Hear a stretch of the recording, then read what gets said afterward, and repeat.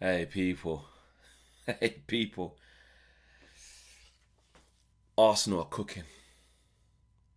Arsenal are cooking. I'm not going to lie to you. I want these men to win the Premier League.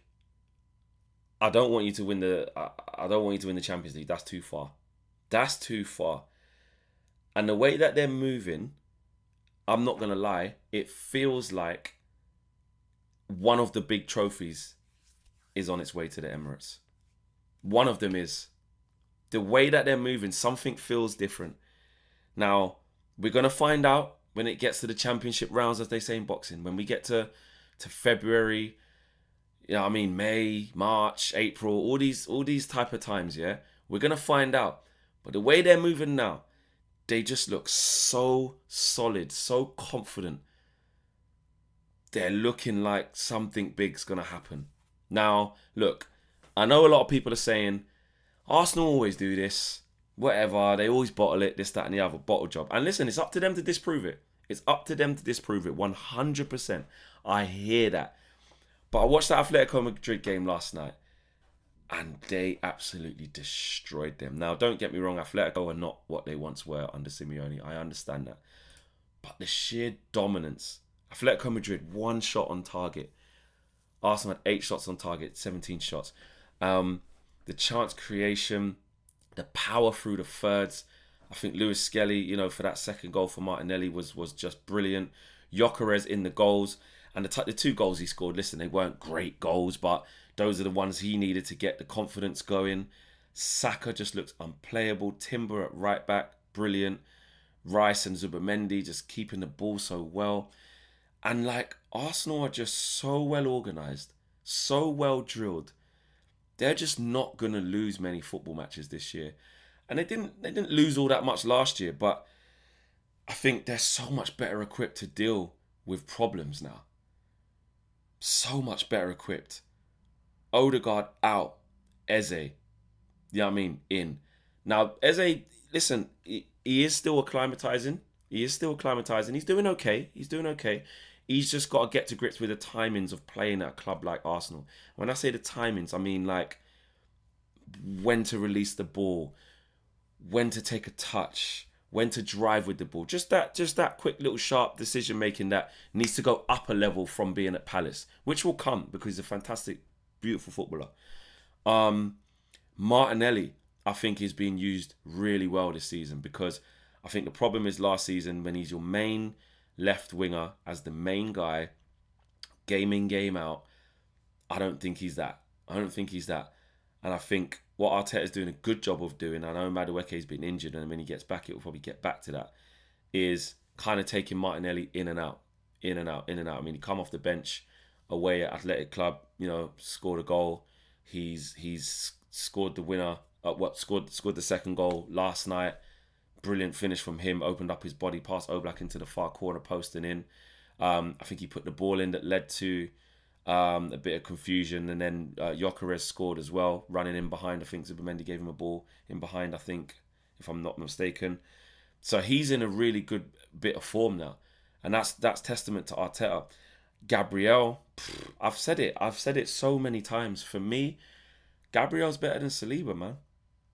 I think Gabriel is the linchpin of that centre-back partnership. You talk about A side and B side. For me, Gabriel's the A side, man. I think when you see Saliba, and that's not a diss to Saliba because Saliba's on the cusp of being world class himself. He really is. He's unbelievable. But when he doesn't have Gabriel there, and he had to play with a Kivior, or he has to play with someone else, and Kivior's gone now, but I don't see that same sort of dominance when he's not there. When Gabriel's not there, Arsenal just don't look the same. They don't look the same. Now, listen, they can get by. Timber can go there. Calafiori can go there. Hincapié they got. You look at Mosquera, he looks top. So they got people to deal with it now. I just think it goes, I don't know, I think because of the way Saliba defends with that Rolls Royce vibe, where he just puts out the fires and he's very graceful with what he's doing. He never looks like he's come out of first gear. I think that it's almost like Gabriel, because he's a little bit more aggressive, he's a little bit more rugged in what he's doing. But I think he's the man, especially with the goal contributions as well. Even if you just add that in, Defensively, I think he's better as well. But the goal contributions as well, just brilliant. And there's them two as a partnership are just an absolute joke. Timber, listen, you guys probably saw in DR us arguing whether, Reece James is the best right back in the league or is it Timber. Listen, I think Reece James possesses more in his locker as a total player. But listen, I think Timber's getting slept on with how good he is. This guy is solid. And he's good going forward as well. There's this misconception that like he can't attack. He's just like some Wan-Bissaka. That's just like good in 1v1s but can't do anything going that way. He's very versatile as well. He can play centre back. He can play left back. I dare say he could play centre midfield if you wanted him to invert because he's very, very comfortable on the ball. So listen, I'm just saying that Reece James is not, for me, mad clear of Timber, like out of this stratosphere. Like Timber can't talk to Reece James. Yeah, of course, Reece James been in the league a longer time. He's won the Champions League as well. So in terms of accolades, yeah, you got to put Reece James higher. And I think Reece James, like overall, like I say, he has more to his game than Timber. But defensively and as a right back, Timber's right up there as the best centre back at right back in the league, alongside Reece James. Definitely when he's fit. Reece James is the most complete right back in the league and England's most complete right back. I've always said that. He's top. But with what Timber's doing now, I think it's going on the radar. He's excellent. He's absolutely brilliant. And Declan Rice just does what Declan Rice does. Do you know what I mean? But for Arsenal, anyway, back to the pressure. It looks like these men are going to win something. It does. I'm not going to lie to you. And I need to start getting active in hating them to give the energy now like I do to Liverpool, to Arsenal in the Champions League. I can't lie to you lot. I enjoy that you lot haven't won that. You know what I mean? I'll big up Arsenal. Yeah, I'll say it as it is. I like the team. I like the players that they got, the team that they're building. Arteta annoys me a bit, but he's done a good job. Can't take that away from him. Premier League, you guys know why my stocks are invested in Asna. Yeah, I need you lot to do the Lord's work. Champions League, I don't need you, man, winning anything. So I'm getting a bit worried. I'm not gonna lie because either the one with the big ears, you know what I mean, or the Premier League trophy, it feels like something big's coming to Arsenal this year. And I don't know how I feel about that. I don't mind if it's the Premier League, but I don't want it to be the Champions League. And like they say, you've got a better chance of winning the Champions League. But listen, look, Barca are cooking. They've got to sort out a few defensive issues they got undone against PSG. But PSG are there as well. I know Bayern don't tend to do well when it really, really matters, but they're doing really well. Real Madrid are back to doing what they do best. So listen, it is too early. It is too early. I get it. For the Arsenal haters, the Arsenal fans will get excited and say, "Oh, with this, we're gonna win it all." You gotta bring it down. That you gotta prove it. But the signs are positive. I will definitely say that the signs are positive, and you don't look like you're going somewhere. It looks like you're gonna bring back something. That's what it does look like. Because if you don't, I just don't know what you're going to have to do to win. Because now I just think it's about mentality. That's what I don't think it's about ability now. It's not about missing ingredients. It's not about just the quality. You've got it. You've got it now. And actually the way the team is playing, you've got it all in abundance. Now it's about this. Can Arsenal manage the championship rounds, the championship months? Do you know what I mean? February, March, April, May. Them 3 months there. What are you going to be like if City are within touching distance, 4 points behind you, 3 months to go in the season?